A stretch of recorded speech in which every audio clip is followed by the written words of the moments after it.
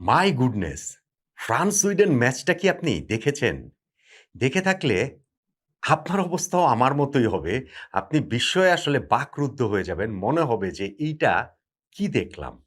এমন চোখ ধাঁধানো, মন ভোলানো, এমন অপূর্ব অনবদ্য, এমন বিস্ফোরক বিধ্বংসী ফুটবল এই বিশ্বকাপে কোন দলটা আর খেলেছে? ফ্রান্স নকআউট পর্বের প্রথম ম্যাচে সুইডেনের বিপক্ষে ৩-০ গোলে জিতেছে। যেই ম্যাচটাতে ফ্রান্স খুব সহজেই ৬ গোল দিতে পারত। আমি যদি একটু আবেগে ভেসে গিয়ে বলি তাহলে ৯ গোলও দিতে পারত। হ্যাঁ, ফুটবলে তো আর যতগুলো চান্স ক্রিয়েট হয় সবগুলো তো আর গোল হয় না। কিন্তু স্টিল এই ফ্রান্স আজকে সুইডেনের বিপক্ষে যে ফুটবলটা খেলেছে, এই দলটা যে ভীষণ স্পেশাল সেইটা তারা বুঝিয়ে দিয়েছে এবং তাদেরকে ঠেকাতে হলেও খুবই স্পেশাল এফোর্টই লাগবে। কমেন্ট্রিতে যেটা বলছিল সেইটার সঙ্গে শতভাগ একমত পোষণ করা ছাড়া কোনো উপায় নেই।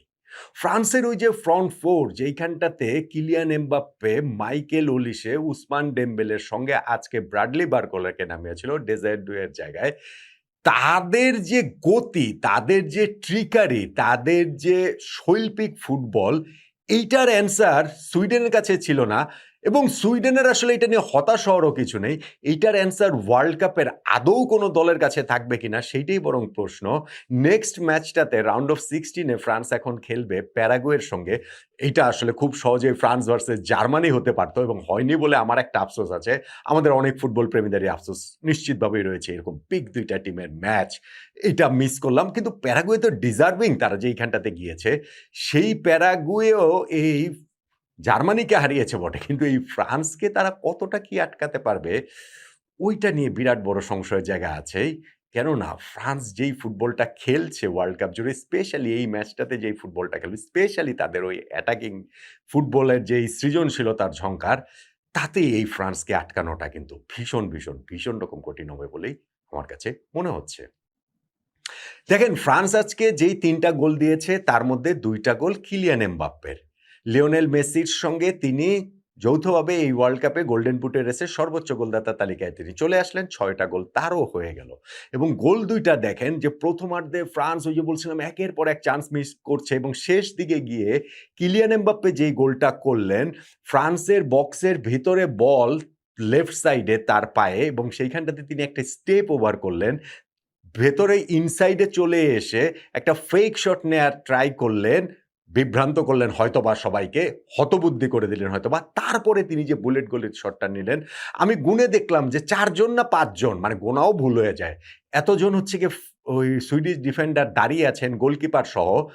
তারা নড়ার সময় কি পাবে? তারা চোখের পলক ফেলার সময়টা আসলে পায়নি। বলটা যেভাবে জালে জড়ে গেল এবং এটা এত কুইক থিংকিং এ, এত কুইক ফিট এ কিলিয়ান এমবাপ্পে গোলটা করলেন, গোলটা বানিয়ে নিয়ে করলেন। অ্যামেজিং! আবার এমবাপ্পে যে সেকেন্ড গোলটা করলেন সেকেন্ড হাফের ওই মাঝামাঝি সময়ে, সেই জায়গাটাতে গোল করার আগে কিছুক্ষণ শো বোটিং করলেন। দর্শকদের জন্য আনন্দ দেওয়ার চেষ্টা করছেন, স্টেপ ওভার করছেন, একটা ব্যাক হিল তিনি করলেন। বল গেল হচ্ছে গিয়ে মাইকেল ওলিসের কাছে এবং ওলিসে এরপরে যেই পাসটা বের করলেন, সেইটা ওই যে বলে না যে সুঁয়ের মধ্যে দিয়ে ওই সুতা ভরার মতো ঐরকম প্রিসিশন নিয়ে আসলে পাসটা তিনি দিলেন। তারপরে এমবাপ্পে বাকি কাজটা করে ফেলেছেন। বলটাকে জালে জড়িয়ে দিয়েছেন। হচ্ছে গিয়ে সুন্দর একটা শটে তিনি বলটাকে জালে পাঠিয়ে দিয়েছেন। আর সেকেন্ড হাফের শুরুতেও আরো একটা গোলও ফ্রান্স যে পেয়েছে সেইখানটাতেও মাইকেল ওলিসের তার সেই ক্রেডিট, তার সেই ক্রিয়েটিভিটি তিনিই গোলটা তৈরি করে দিয়েছেন এবং সেইখান থেকে ২ জন সুইডিশ ডিফেন্ডার একই অ্যালাইনে ছিলেন তার মধ্য দিয়ে বলটা বের করেছেন, নাটমেক করেছেন এক সুইডিশ ডিফেন্ডারের পায়ের ফাঁক দিয়ে বলটা তিনি দিয়েছেন এবং ব্রাডলি বারকোলা বাকি কাজটুকু তিনি করে ফেলেছেন জোরালো শটে ফার্স্ট বার দিয়ে তিনি বলটাকে জালে পাঠিয়ে দিয়েছেন।